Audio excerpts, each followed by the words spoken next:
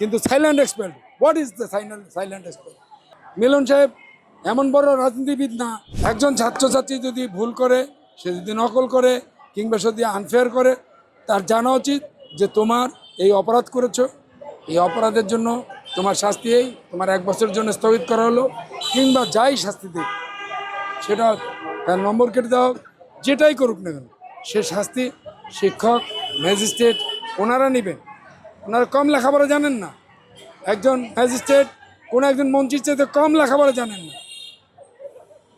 উনি ঢাকা বিশ্ববিদ্যালয়ের ছাত্র, আমরা জানি। আমাদের ছাত্র আন্দোলনের সাথে একসাথে আমরা যুগপৎ আন্দোলন করেছি।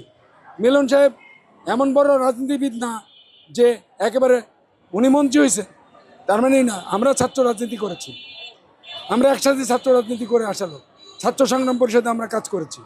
কিন্তু silent expert, what is the silent expert? Why? কেন? ছাত্রছাত্রী জানতে হবে দ্যাট ইজ দ্যার রাইট। সে ভুল করতে পারে, সে তো ছোট, তার ভুলের জন্য তার শাস্তি কি শাস্তি হবে সেটা সে জানবে। তার জানার পরে তার সংশোধনের সুযোগ থাকবে। মিলন সাহেব বা আমরা আমাদের সুযোগ হয়তো নাই, আমাদের বয়স হয়ে গেছে, আমাদের 65 ইয়ার্সের। মিলন সাহেবের এরকম বয়স, হয়তো 60 বছর, 65 বছর, 70 বছর কাছে, আর 68 বছরের কাছাকাছি বয়স। কিন্তু মিলন সাহেব এই যে আইন করবেন, এটা আমাদের কোনো অবস্থাতে এটা আমাদের কাছে গ্রহণযোগ্য না।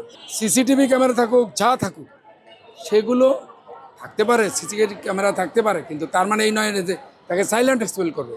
আতঙ্ক তো অবশ্যই কাজ করে। কোনো ছাত্রছাত্রী কি আতঙ্কের বাইরে আছে? ছাত্রছাত্রী আতঙ্কিত, গার্জিয়ান আতঙ্কিত, প্রত্যেকটা এই দেশের মানুষ এটা মেনে নেবে না। নতুন নতুন সৃষ্টিশীলতা দেখায়, সৃষ্টিশীলতা এটা না, কপি পেস্ট কোনো সৃষ্টিশীলতা হইতে পারে না। এটা কোনো সৃষ্টিশীলতা হইতে পারে না। মিলন সাহেবের কাছে এটা আমরা আশা করিনি। সরকারের পক্ষ থেকে যদি ক্যান্সেল করে সেটা সাধুবাদ জানাই, কিন্তু এই যে সাইলেন্ট এক্সপেল, ইট ইজ কোনো অবস্থাতে অ্যাকসেপ্টেবল না, একেবারেই না।